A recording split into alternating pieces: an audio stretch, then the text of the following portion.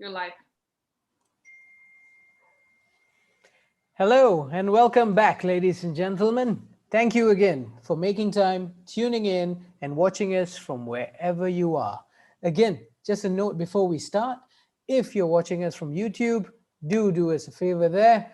Click like, subscribe. If you're watching from our main page itself, again, do remember we have a few episodes lined up as well this week. So go there, bookmark a few, and tune in again for all our next shows. So we have a schedule there. And again, today on our panel, we have two distinguished gentlemen that you've probably seen before as well. Now, these are prominent VCs that are going to give their take on travel, transportation, and hospitality. Now, that's the topic that we're going to cover today. We're going to take a deep dive into those topics itself. As we know, during COVID, post-COVID, I think lots of chatter has been around this particular subject. We've seen the whole industry almost take a nosedive. So from that decade of growth, what's the growing pains at the moment and how is the industry panning out at the moment? Let's start with that one. Nitin, could you give us an outlook of the industry at the moment and what you see? Thank you, Terence. Thank you for having me, and a warm welcome to all the LATOKEN viewers. I think, Terence, this is one of those industries that has undergone a paradigm shift, and this event has struck them once in 10 years. I'll give you an example and a corollary example. In 2007 and 8, when we had the financial crisis, the banking financial sector was so terribly hit. It actually took 2 or 3 years to really recover their feet. And I draw some parallels between this sector, which has been the most hardest hit this time. The industry is obviously not in a very good shape. By that, I mean recovery is going to take, it's going to be a slow, painful recovery. Of course, the recovery is going to be there. I stay positive on that fact. People are going to come back, travel will pick up. People are going to book stays, socializing will take up, but it's going to take time. It's going to take time to come back to the pre-COVID levels. And but at the same time, this year has been a wonderful opportunity to also look at the sector as a distressed investment sector, because this is probably the sector that it might not give, I would say, a great return maybe next year, but I think 3 or 4 years down the line, it has great opportunity to give a much better return for investors, because if you don't invest in a sector which is practically almost wiped out and survived, and that's a great distressed opportunity, and it takes time for distressed opportunities to play out. So that's the structure at this point. Right. Good start with that one. Kartik, how about yourself? What are you seeing? Give us an overview of the industry. So I look at it a little differently. While I'll agree with Nitin on a lot of points, I look at it from a travel retail and travel ancillary and hospitality business perspective. 20 till around 2019, end of 2019, the business was growing double digit, especially allied industries. Now, when I look at travel or hospitality, I don't necessarily stop at hotels and airlines. I also look at the tertiary businesses that are supported with it, which is local transport, which is looked at food and beverages, which is travel retail, which is shopping, and multiple other businesses that depend on the hospitality industry. Till around 2019, the business was growing double digits. A lot of investments were made, and marginal or fringe investors were finding it very difficult to enter at the pace at which the industry was growing, because it had risks on both sides. While I would still consider it as a sunrise industry, especially in the travel retail space with Dufry investing, with Watson's investing, or maybe even a massive investment coming in from L Capital, which is Louis Vuitton's parent company, China Duty Free, opening up its doors, Dubai Duty Free clocking in the world's largest business at $3 billion. I think it is a sunrise industry. But last 12 months have also made us aware of the fact that this business can also nosedive, and maybe the current valuations at multiple levels are such where people might find it very lucrative to enter, both from a marginal investor as well as an institutional investor point of view. And for for businesses like ours, or for venture capitalists or investors in this space, we see it as an opportunity to reevaluate, buy stakes, and incubate certain businesses that could help us grow. From a Middle East perspective, if I have to look at it, there are 5 to 6 large events expected in next 3 to 4 years. Expo 2020 is one of the events that was supposed to happen this year, but it got pushed to 2021.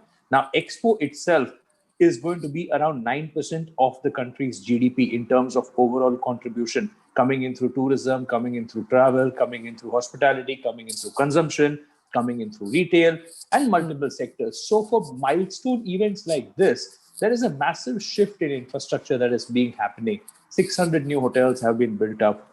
More than 27,000 rooms have been created. 18 to 20,000 vehicles would be added onto the streets for ferrying people, which would be typically around 14 to 15 million people coming in for this. So it's a milestone event. While the industry has paused for the last 8 to 9 months, the moment business opens up, it would grow at a double-digit growth. And what would grow along with it is the allied industries, because allied industries have recalibrated and revalidated their business structures and made them leaner, made them sharper, and made them far more profitable, and are waiting for the green signal from multiple government and regulatory authorities.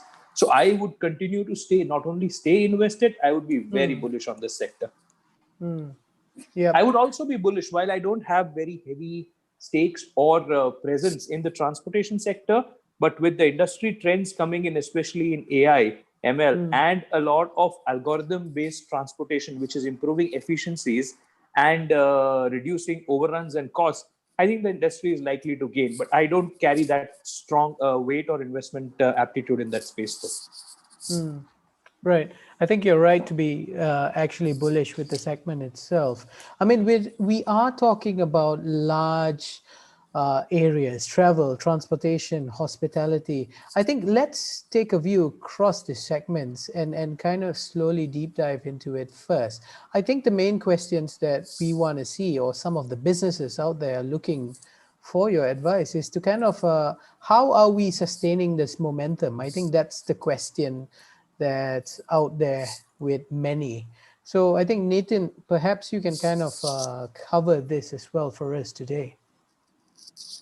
I think it's what's interesting enough to note is if a larger business within a travel space, let's say a very large airline, let's say a very large hotel chain, let's say a very large F&B brand, if that tends to recover, and that tends to recover well, then it actually bodes well for the allied and the smaller businesses and the new age businesses that VCs might incubate, because that then provides them the liquidity and the capex to look at innovations within their sector, right? So I'll give you a point. So many of the hotel chains are reevaluating certain business models right now. Many of the airlines are also reevaluating routes, structures, people. Many of the transportation companies are also reevaluating the earlier forms of doing business to the new forms of doing business. And trust me, these business models, which they are now coming towards, will actually be a very different way of looking at things. Some things are not very clear at this point in time, but I feel that within the category and within the industry, many of the transportation players, many of the airlines, many of the hotel chains, many of the F&B brands, even the allied services. Now, if you look at events, if you look at even smaller players which are part of events, which is operators in terms of F&B, logistics, transportation, they've had a very tough year, right? So, but somebody has to survive, and India will survive at some point in time. So they have to reevaluate the earlier way of doing business to the new way of doing business, and what are the cost structures which are going to be applicable to that. And that is, I think, going to be clear by next year. I think by Feb and March, you'll see initial bounce back trends already visible in travel. I think that's quarter 1 by globally and quarter 4 India emerging markets. And then, of course, different economies and different geographies react differently, right? Right. So in some places, for example, emerging markets, there's a large amount of domestic transportation and travel, which is sort of holding up the sector. Whereas in UK and Europe, the domestic traffic is not that large, and they depend on a lot of international inflow and outflow. So for that to happen, that takes time. For US, which has a large domestic market, can sustain a little bit more, slightly longer. But as an example, what Dubai has done and shown the way to the world that at the end of the day, it's a virus. You have to have a protocol in place at the airport, start a testing for a day, and allow people to come in and let business and travel operate. It's as simple as that. Whoever is positive stays back. Whoever is negative goes on to enjoy work or leisure activities. And it's Right. been there for 6, 7 months, and I don't think there's a significant spike of cases in Dubai because of that. So I think all airports around the world, and airports are also a part of hospitality investments in terms of somebody is also an airport operator is also generating cash. So I think somebody has to look at that. What are the protocols that we can put in place? What are the structures? I hear of e-COVID passes coming in and things like that, but Right. I think we need to hurry up so that it doesn't take too long a time. I think another 2 or 3 months, people should start executing rather than looking at it. So I think that's the structure of the business plans, how it's going to pan out in our view. Right. Right. I think riding on that point as well, Karthik, could you help us a little bit with the airlines and ground transportation part? Because I think that's big in Dubai as well. I mean, how are some of these companies kind of finding opportunities? It's a whole commoditized thing. What's the next wave looking like, and what's the So, evaluation? Yeah. what COVID has done is paused everybody's business in business models and forced them to recalibrate it. None of the businesses would have otherwise gone the way they've done. For example, one of the large Middle Eastern carriers that I'm associated with has already gone into opening economy and sub economy, which is low cost and sub low cost routes, have started changing the entire route mix from grade A, or what we call as A plus routes, have already started diversification into B and B plus route at suboptimal rates. A lot of code sharings have started coming in, which is where the wet leasing, dry leasing phenomenon never used to operate in Middle East. Middle East was primarily about I own the space, I own an aircraft, I own the airport, and I own the hangar, and that's how I operate, whether I make money or not, because it was always funded by the oil money. But now with the oil money drying up, airlines have now been forced to set balance in terms of that finding their own feet on the ground. What is also forced is, historically, if I were to look at travel retail or duty free retail or in-flight duty free, in-flight entertainment, in-flight commercialization was never in the Middle East, because they always wanted to keep a very pure plug and play travel experience based on premium values, which is what Emirates, Qatar, and Etihad did. But all of them have been now forced to downgrade some of those elements, commercialize those elements, and generate ancillary revenue or non-sale revenue or non-flight revenue, as we call it, to make sure that it supplements the business incomes. More importantly, a lot of code sharing, and I see this coming in from my personal experience in this space.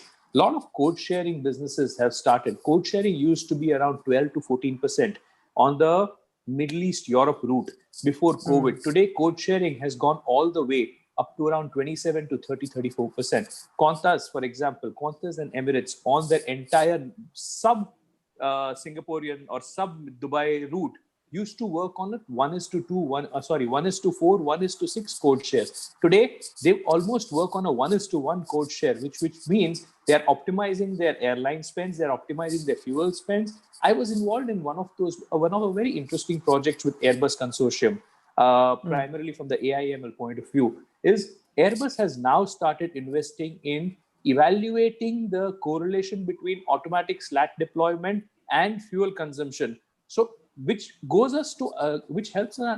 makes us believe that airlines have now started to go down to the last dollar of expenses to see how can they turn it around while the business continues to grow, operate. And that most of the businesses that I now associate with in some of the other route have started to evaluate and benchmark the business at 40-45% capacities, because that's what they are running. Gone are the days of 60-65% capacity, overbooking. It doesn't happen any longer. So that's one space that is changing. The second space in the hospitality industry, especially in this part of the world, it continues to grow at both the ends. What used to be a very masstige experience is getting hyper personalized on a very premium end. And it also gets into a sharing economy at an entry level where value pricing, affordability, ease convenience, availability, spot booking, getting the middleman out of the way, do DIY, which is the do it yourself, because most of the tourists in this part of the world are either Chinese or Europeans, or maybe a lot of Indians as well. But all of them have imbibed the DIY route to doing business, which means they like to do it their own way. And hence, Right.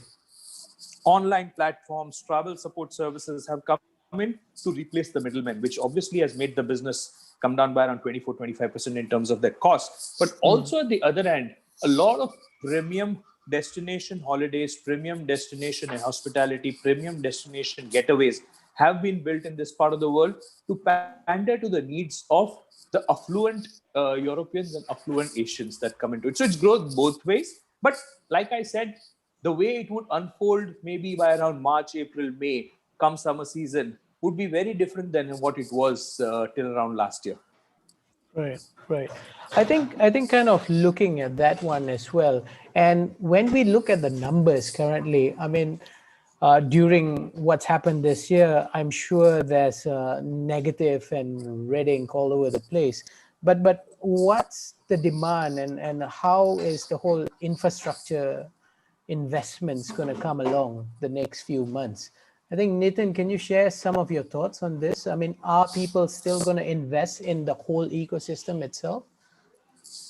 No, I think they won't take the whole ecosystem in context, but what you have to do is look at subsets. So, for example, there is a huge opportunity for logistics and cargo, even for airlines and even for transportation companies. And that opportunity comes across very near. It's almost there, and people have already started. Is in terms of the actual pandemic, that actually the transportation of the vaccine around the world is actually going to be a very, very large mass exercise undertaken by airlines, by logistic providers, by trucking providers, by airlines. And airlines have already started focusing a lot more on the cargo versus the actual commercial passenger mix. Because if you see, the cargo mix has probably kept them afloat this time, because cargo was not banned and cargo continued to go on, and cargo will continue to increase also, I feel, as the movement and imports and exports starts between countries. And we lost globalization for a year actually, and once the globalization comes back, I think cargo mix between the airline mix is an interesting opportunity. That's one, cargo handlers. Second is in terms of logistics and movement, and that is people movement, right? So course, there are large events like Expo 2021. And what you'll also see is that there is a certain percentage of what we call as revenge travel, which might tend to happen. And that will probably happen in the first year. Because Right. once you close a dog in a shed and then you don't allow him out for a year, he's just dying to get out. So Yeah. that's possibly what's going to happen. And once you see, at the end of the day, once you have a vaccine and once you have the cases, incidences going down, there is no particular reason why I think that people will not travel. It is a great activity to do, enjoy, it's for business, for leisure. I don't see any particular reason. In fact, they might enjoy the new hygiene standards, they might enjoy less crowds. So everyone might enjoy the experience from before as well. So I don't think that this activity will take too long to recover, and it might have a very great bounce back here and might stabilize. The second aspect within the category that we look at is some of the strong entrepreneurs who were employed by the aviation industry have lost a lot of their jobs, lost a lot of have been furloughed. Typically what tends to happen is somebody of that tends to create a new business within the understanding of that industry, right? That could be F&B, that could be travel, that could be aviation. So that's very interesting to track, because once such large layoffs happen around the world, some of them do go back, some of them never go back, and some of them start creating businesses. Some are really smart, and then they come on to aspects. It could be recruitments, it could be anything of that matter, which is an allied business to the industry. So that's an interesting industry to watch out for. And third thing that what we are looking at is, even in terms of F&B, while the top end of the market is a niche market and it's slightly higher priced, I think the QSR formats, or what we call airport retail QSR, or what we call as the mass market brands in terms of food, you will see that there's a very quick bounce back.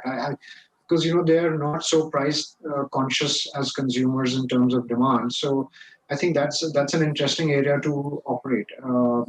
We've already had a couple of QSR investments that we are undertaking. We've already invested, I think, a month, 2 months back in a couple of hotel chains in India and emerging markets. We've invested a couple of months back, I think a month and a half back, in an airline consortium in Europe and UK, because we feel that there's no point endlessly waiting, because it might just turn around very quickly and then that opportunity is gone. So, and having said that, it's a very long drawn investment. We don't anticipate it to recover very quickly. There'll be ups and downs. So that's what we are attempting to do. And we are also looking at a couple of logistics players. One logistic player, I'm referring to Indian emerging markets, because the demand for logistics in these markets, even for COVID vaccination, logistics is very high. So, and in a large country like a US, for example. So that's a very interesting area to us.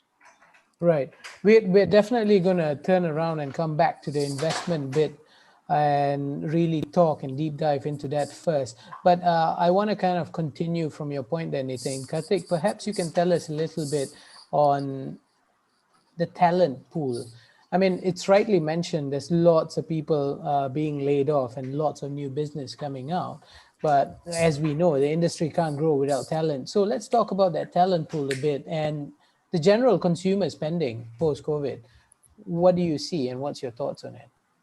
So I'll address the first part. From a talent pool point of view, the direct talent, which is probably been laid off, and I think around the Middle East, 35% of, or maybe 40% of the primary airline staff, as we call it, which is ground staff and the cabin crew, have been laid off. Around 18 to 20% secondary staff, which is primarily the line staff, as we call, which is the maintenance and hangar and support staff, have been laid off. Now, all of them are going to find very difficult to find alternate employment, because they have been and they're stereotyped in a particular space. So while they all start up and get into different business avenues, they continue to look for options available. But what has also happened is a lot of young talent has come into the business primarily through startups, through entrepreneurial, or through different routes, trying to build in ecosystems. For example, I have come across DXB Planning, one of those businesses, Llama, which is another business, which is primarily being funded to a certain level by us,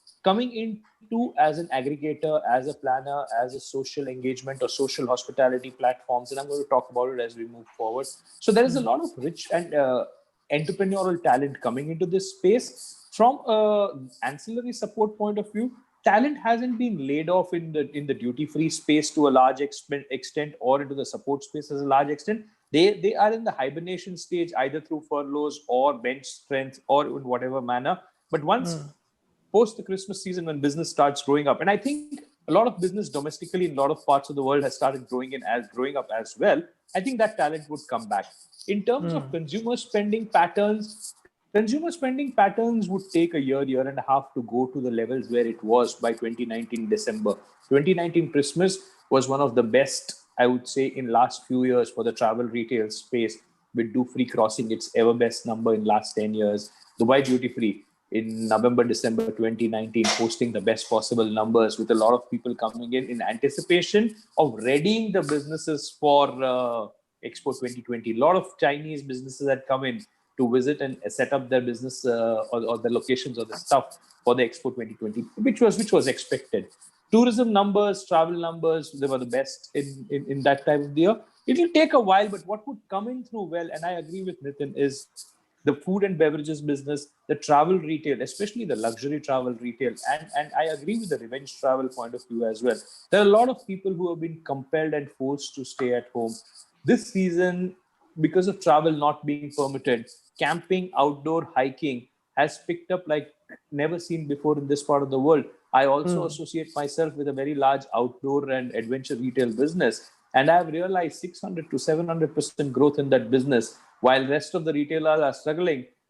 Our stores are almost empty because people have taken caravans and camps and tents and set up their own adventure holidays and adventure outdoor events. So the consumer is waiting on the sidelines to spends on regular, which is luxury travel, will not happen. Spends on luxury airlines and full price airlines might be compromised, but a lot of spends will come on travel retail. A lot of spends will come on airport duty free. A lot of spends will come in F&B. A lot of spends will come in engagement on travel, which is typically hospitality, which is about travel, tourism, which is about venues, or which is about shopping.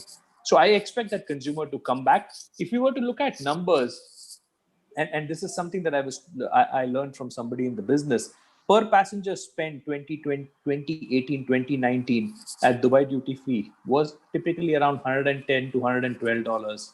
Singapore duty free was about $97 to $98. Hong Kong was about $84 to $70. We're talking about those numbers. It'll take at least a few more years to come back. Right, right. Definitely great numbers as well. But as you know, gentlemen, lots of people watching in are sort of in that startup, new business, kind of looking at new things. And one interesting new thing that kind of caught at least my attention is kind of those virtual tours and those offline tourism type of thing. So what's your thoughts on all these new opportunities, and where are these opportunities? Do you think these virtual tours are gonna affect the market? So is Nathan? that for me? Yeah. Yeah, yeah. Okay. Okay. Uh, personally, and from whatever research we've undertaken, is people do miss out on the live experience rather than the virtualization. They're not willing to pay a huge premium. They might pay maybe 20, 30% premium for a live gig or a live event or a live music. But I think over the year, it has proven that people still want that personalized, physical experience. Events you cannot replicate virtualization, because by the sheer nature of socialization, we are a social capital, and we require socialization in terms of people, in terms of atmosphere, in terms of the experience. Even if you were to ask me, we are doing a live virtual Zoom call, but if we have to do the same in a conference room together with us, we'll probably be more engaging with all of us around, in simple context. So Yeah. things like that. So I think on-ground events, the hybrid model has been explored, but I don't think it has really worked too much. I don't think the consumer is paying too much of premium for that. In fact, consumers are saying that, look, for the time being, it's a go between till the time we think the physical event will pick up. So I think they're using it as a go between, but not really necessarily paying a huge premium for the virtualization of events, at least, rather. That's our personal consumer feedback and what we've undertaken. So I don't think there's too much of difference there. What I do see is, in terms of, there are certain categories like apparel. Now, within apparel, if you see, travel apparel is something that you can look at to bounce back in terms of luggage and all. Because what typically tends to happen is that, and these are certain things, like even a duty free spend is actually linked to the how the company is doing, how the individual's business is doing, and how bullish he's feeling about the economy, and does he have cash. So that's a feel good expense. So, feel good expense, I think, will bounce back in 21. And I don't think people will wait beyond the March and April. I think the moment the vaccines are here, whether the pandemic goes or not, I think people will come back and will travel. And those are certain sensory experiences that might pick up. So even within travel, luggage, I think is a category that will pick up. Leisure wear will pick up for different destinations, resort wear, outdoor wear. In fact, you'll see that many people will now look forward to travel. They might not be traveling so often, but they will travel maybe thrice or four times in a year for the people who are traveling 10 times in a year. So that kind of, and might be once rather than frequent flights, there'll be lesser flights, but long duration trips versus short duration trips. So I think shorter duration, which was very prevalent, might reduce, and longer duration might pick up. Right, right. Karthik, what about yourself? What do you think about those niche experiences? I mean, what about cruises? It took a hit. What do you think about that? And do you see other opportunities? So I'll address this in three different parts. Now, travel business primarily depends on the destination as well as on the point of origin. So, if I were to give you an example of, let's say, Middle Eastern travel. Now, Middle Eastern tourism depends on three different business groups. One is the Chinese nationals, one is the subcontinent dwellers, and one primarily is the East Europeans and Central Europeans. Now, if I were to look at the home economies of all these three locations, Chinese economy, I wouldn't say is in the best possible situation, but it's far better than the East European and the subcontinent economy. So while the markets might open up for tourists and people would be raring to go out and travel, would they have the purchasing power to come into those countries? That's first. So Chinese might come in. Chinese have already started coming out of their shells, and I see a lot of Chinese travelers coming in. I would be a little more circumspect about East Europeans and subcontinent. Even the travel follows a particular cycle.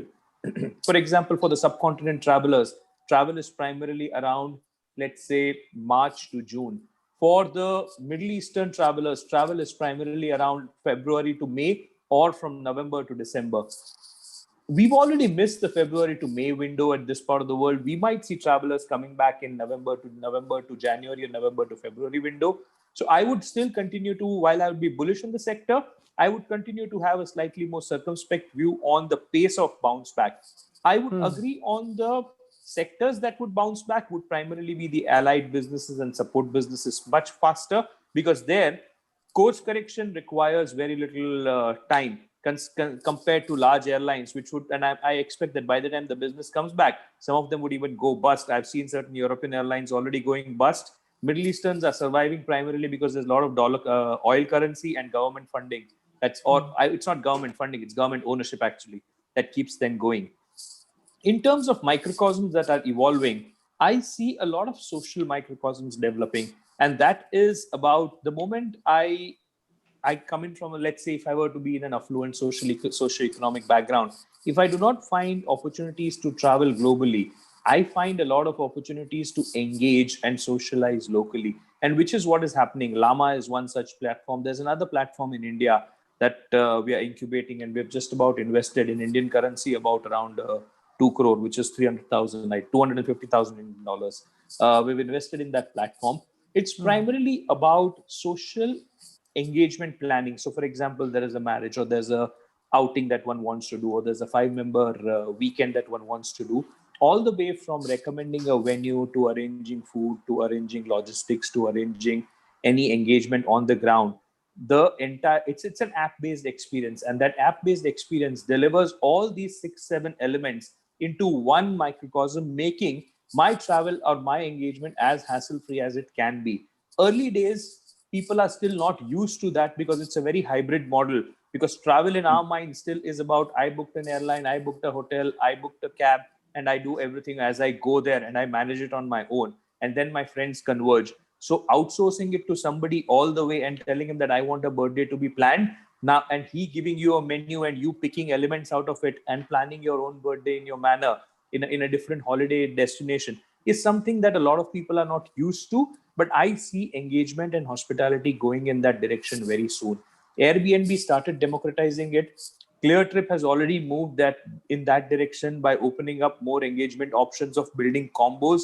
Expedia has been doing it for a while, but those are large businesses which require a huge on-ground logistics in terms of coordination. So smaller businesses like this, which is typically a Place in India or a Llama in the Middle East, or the Kung Fu networks that's coming in China and Hong Kong, are prime examples of such local engagements building an ecosystem of their own. Coming to cruise, uh, I am associated with one small business that is at the premium end of the cruise. While cruises have been blocked and cruises are not being permitted, when you see the calendars opening from September 2021, which is certain cruise liners are blocked till September 2021, they are already booked all the way up to 2023, 2024.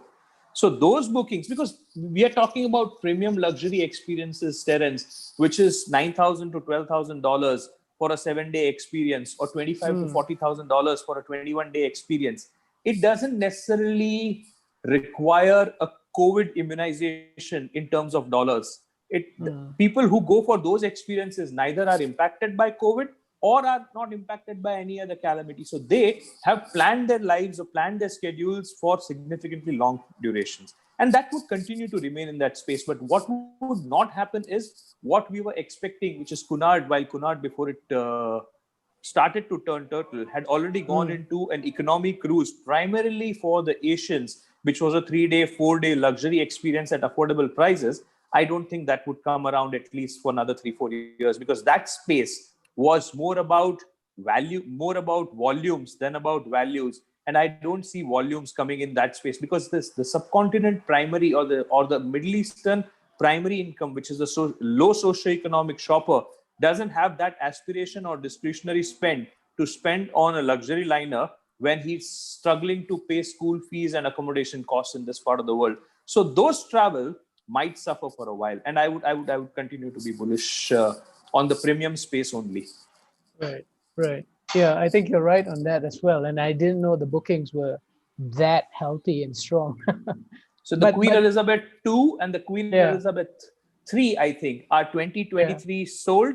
Bahamas, the entire Bikini Island cruise, as it's called, is 2025 sold. Brilliant. That's what the trends that you see with Royal Caribbean as well. Royal Caribbean, or if you look at the other brands, the large US based cruise liner brands, which is the largest companies there. So they're also showcasing similar trends, because once it opens up, bookings can go and fly off very fast. Right, right. That makes sense. But, a very interesting trend that has opened up, just to add to this, and I see this. So in the past, the economy was coming towards the merging of the haves and the have-nots, and the middle class was what was becoming the most spoken about socio-economic class across the world.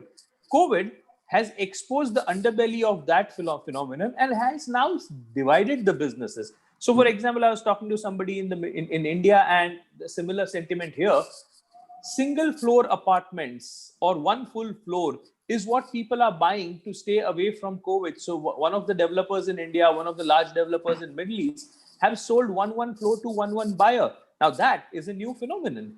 Or private getaways funded by large airlines, funded by large hospitalities, with charters of 4 people, charters of 6 people, charters of 12 people, going into Maldives, going into Mauritius, going into Prague, going into Armenia, going into Azerbaijan, or going into Georgia for that matter, even in this part of the year, which is extremely hostile, are increasing because people are willing to spend $10,000, $15,000, $20,000 on that getaway, as long as they realize it's my own ecosystem and I'll be engaging with my own people and not with anybody else. And that spend is something I see increasing significantly. Yeah. And also, Terence, one more interesting thing that we've noticed as a product innovation is airlines are now working more closely with hotels, with insurance companies, with travel logistics, and with visa operators. And they're trying to dovetail one solution and trying to create a better economy package for everyone, and also including the facilities of stay, making packages around that, because they have to work in conjunction, right? Otherwise, it's not going to survive till the time everyone comes together, or at least tries to have alliances.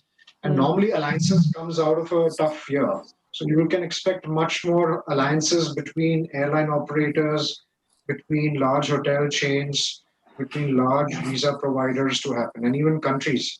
Air bubbles, alliances are probably going to be the order of the day. Right. So You're what right. typically happens is, and the travel industry follows a very interesting trend. There is a planned spend, which is typically just about 45 to 50% of your overall travel spend. The spend that you incur on your air ticket and your hotel bookings, plus your primary transportation booking. The incidence of impulse spend is increasing because people are, while they are not ready and they are not planning to spend, the moment they are out in the market, the offerings have become such vivid and such attractive that the incidence of impulse spend or on the spot spend is increasing. And that is what a lot of travel retailers, duty free retailers, and businesses in the travel economies are depending on. And while people would come in through low cost airlines and would stay in budget hotels, they would still be flush with dollars to spend on either shopping or on food beverages, or more importantly, experiences. For example, Middle East. Dubai has opened up, I think, 6 to 7 experiences in last 7, 8 months, primarily around COVID. So while people would have either a Burj Khalifa or a Dubai Canal or a aquarium or a dolphinarium to come and visit in the past, today when they come to Dubai, they would have four, 5 more experiences to look forward to. So you are increasing your impulse and your location spend that much, which means the economy as a whole would gain, but certain sectors like the airline and the hospitality might still continue in that space. The beauty of entrepreneurs and new business. That's the whole idea of VCTV as well. Let's quickly dive into the investment bit of the show.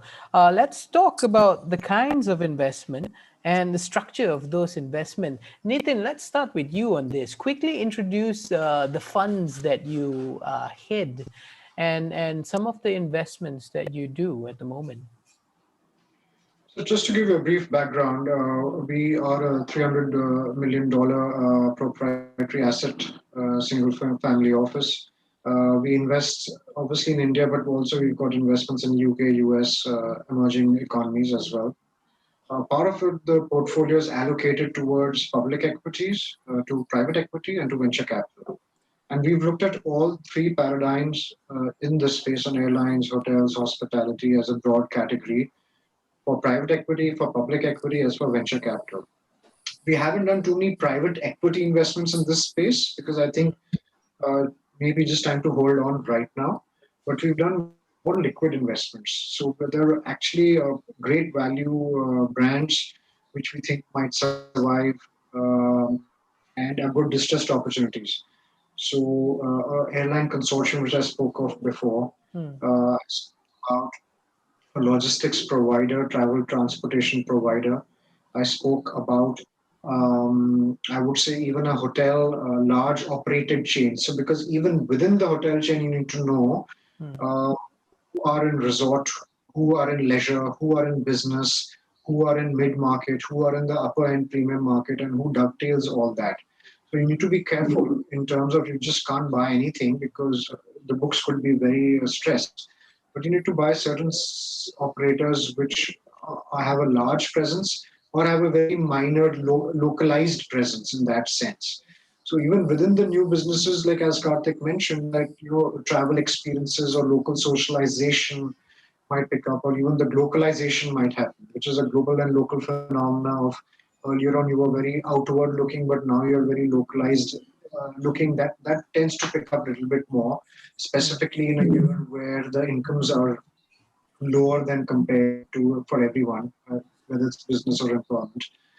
And also in terms of travel, logistics, and infrastructure, I think there is some opportunity for new businesses which might look at seamless travel. So now that could be in terms of e-passportation, vaccination, logistics, insurance management, travel management. I think travel management could be an interesting area because that's very less complex free and that includes travel management. How do you manage travel within different areas and opportunities there? So I think that's a good space, and that has been vacated by a lot of the existing players who probably followed old traditional formats. So Hmm. I think travel and management per se can be an interesting opportunity to look at. Right. Yep, I think you're right on that one. Lots of people are closing shop as well, but new businesses are coming about. Karthik, over to you. Tell us a bit about the fund that you represent and some of the innovations that you see, the investments that you're making. I mean, the whole travel planning ecosystem. You spoke about that earlier. Give us more about that social engagement as well. So, How much are you investing into it? So we primarily represent a family office and a group of venture investors who support or incubate businesses in different sectors. We are heavily invested in health tech, as we all always speak. We are heavily invested in the e-space. In the travel space, we are invested in the microcosms, as I spoke to you about. We've got 3 investments in that space. We continue to remain bullish in that space primarily because of 2 reasons. One, the large operators are more often than not I with financial administrators at this point. So they would not have either the appetite or even the capital to invest in that space. For a new business to look at global tourism, global travel, it's a very cost heavy or bottom heavy business, as we call it. And it's going to take them that much more time, that much more logistical coordination, and global support to make sure that the business grows. And the gestation periods are significant if one were to get into that space, which is where a lot of localization in the business, local flavors, local opportunities, local business options would come in. We would look at, and I completely agree with Nitin, travel and tourism management is something that is going to get into destination management, and destination aggregation is something that would get into the business. Apart from booking being an e-space, has not had a lot of tech enhancements coming in. So a lot of tech enhancements in terms of planning and DIY planning is something that is going to come into this space, and I see that coming in significantly. In terms of hospitality, we still have not had the Airbnb model replicated. While Airbnb has been knocked back by a few years, as per the CEO, I think there's still a lot of opportunity. What has happened is businesses have gone into the Airbnb route, like Oyo went into that space, or a couple of businesses here went into that space, but they left it to the technology platform to be build an aggregator model, and they forgot about the last mile connectivity and the experience delivered at the ground, which is what we have seen in Middle East as well. There are two operators who operate in this space in this part of the world. They might be able to offer you 1,200 to 1,500 rooms starting from 25 dirhams to 50 dirhams in an off time of the year. But they do not bother to check about what is the last mile connectivity on the product that somebody is buying in. So a slightly more integrated experience in that space, which is again operations heavy, is where we would be looking at. We haven't we haven't seen a lot of startups coming in here apart from this space, but we would definitely be looking at a little more personalized or hyper personalized premium travel experience, that the ones that typically originate either in France, or the ones that originate in a lot of them originate in Brazil as well. Bringing in travelers to this part of the world is what we're waiting to fund, and we would love to get into that space as well. But for a lot of tech enabled startups, I think there is a lot of space, a lot of opportunity available. If you, instead of trying to focus only on the destination or on the tourism part of it, if they start focusing on the customer part of it, understand what a Karthik or a Terence are looking for, how many times are they willing to go for a holiday, how much are they willing to spend on a holiday. And if Karthik had a holiday in France last year, where would Karthik and his family like to go depending on his income this year? What are the opportunities And also available? the time If that they we get into spend on that, yeah. planning, and also the If time if, that we if spend on somebody planning. if somebody gets into that space, I think that is where the opportunity comes in. And I would be very, very, very keenly observing that space, because I personally see that there is an investment opportunity, and one of the investors backing the business is willing to put in dollars on that space. So if there is somebody in this space, Terence, who's keen to get funding, we would love to meet him. Great. And I think this is also one for the LATOKEN team and some of the viewers out there as well. I think it's important that we get your point of view of this platform. So I want to ask you this one, Nathan. What do you like from VCTV this 2020? I mean, what do you think about it? No, I think it's a great platform for everyone, right? But when you can't meet physically first, honestly, and conferences and events are at a hold, how do you continue to connect? How do you lay the seeds for foundation? Work has to carry on, investors have to invest, funding has to happen, businesses have to grow, right? So can't keep us standstill at that. You have to just look at an opportunity. In context of VCTV, I think it's a great opportunity for like-minded individuals, companies, entrepreneurs, to connect and generate content. I mean, it's not that we also learn something by being on panel discussions all the time. That learning is also very important. When I look at Karthik's viewpoints, your viewpoints, my mind starts working on different things. Because you cannot have, in this world, you cannot have one insulated ideas and thoughts, and that's the right way of doing things. No, it's not. I mean, there are always somebody better than you, somebody faster than you, somebody smarter than you, somebody doing things differently. So you have to inculcate those ideas.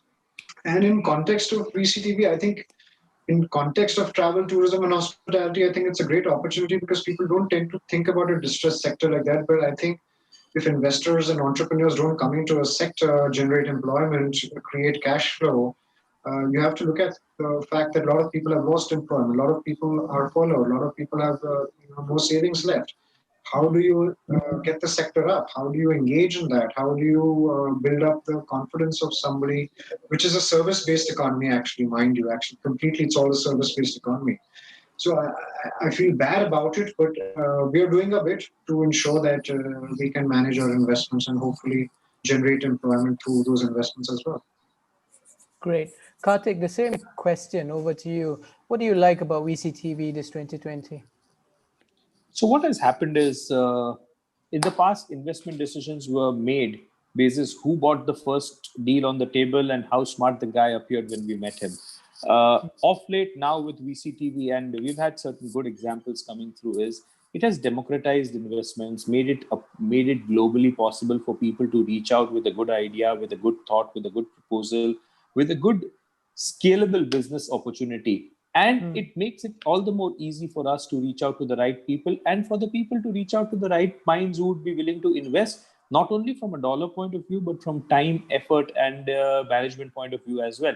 And that is what VCTV has been doing for last 9 months that I've noticed. And I think it's an amazing thing. It will only open up and create a community of like-minded business leaders and like-minded startups, who the gap between the investors and the startup, which used to be prohibitive in the past, is now coming closer and closer. And it would make it all the more less intimidating an experience for somebody to go to an investor with an idea.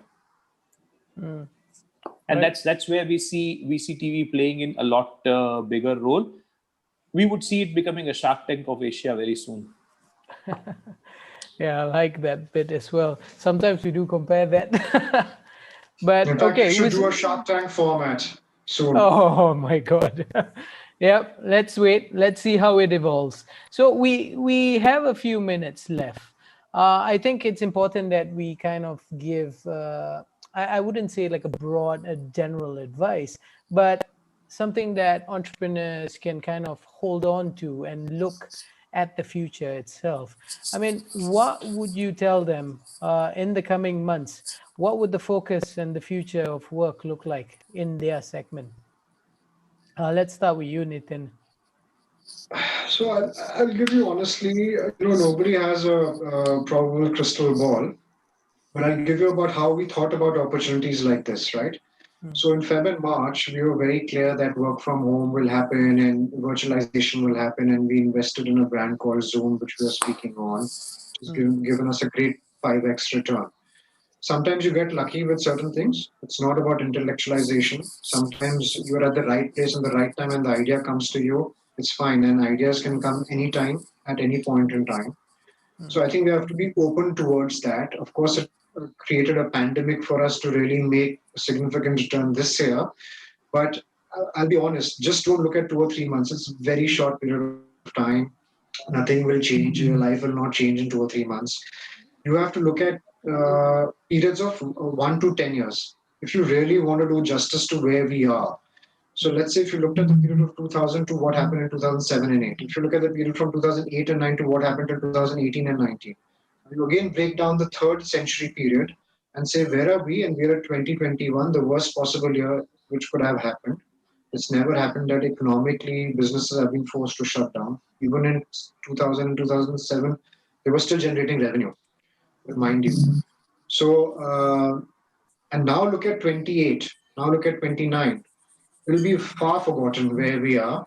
You will enjoy the prosperous, great businesses, economies will prosper. I genuinely think that maybe China will tend to do better in this decade. So look at China as a country. Look at investments for that consumerism.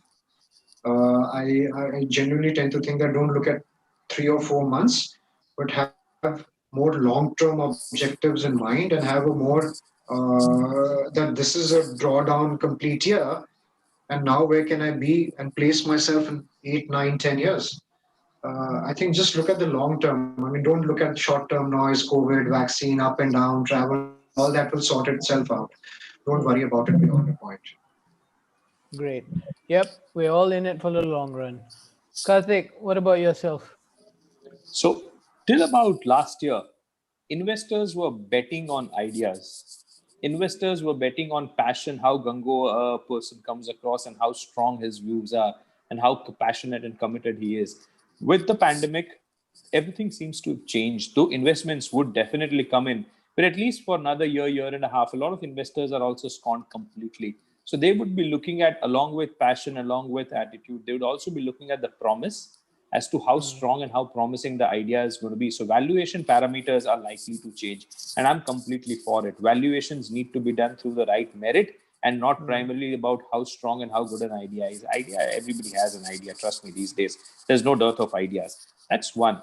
To a lot of young businesses and startups, I think it's time to start seeing business from a risk mitigant point of view as well, because events like this might have been a once in a 100-year event, but things like this, we can't rule out the possibilities of something like this coming in 3 years from now, 5 years from now, 10 years from now. And businesses need to be covidized or covid proofed, as we call them. And covid might be one such instance, but there might be a global war for all we know. There might be a global catastrophe for all we know. Businesses were not ready till now. Obviously, we can't have businesses ready for every exigency. But businesses that need to come out of this would definitely be viewed through a lens of how proofed are they for such events or such calamities. And that is one thing that businesses or entrepreneurs would need to look at in this space, at least for next 1 or 2 years, till the time this wears off and people go back to a normal lens of looking at business. Great. And Great piece one of last point, advice. what you have to realize is that, Karthik rightly said that valuation is one part of it. Ultimately, you have to focus on where you're getting your revenue from, what is your income, and what is your expense. And that is the bottom line. There, nothing else matters beyond the point. So, you have to look at it like that. And second thing is also that a nice risk management tool is to put yourself that if I lose out on 1 or 2 months in a year of revenue, how am I going to risk mitigate?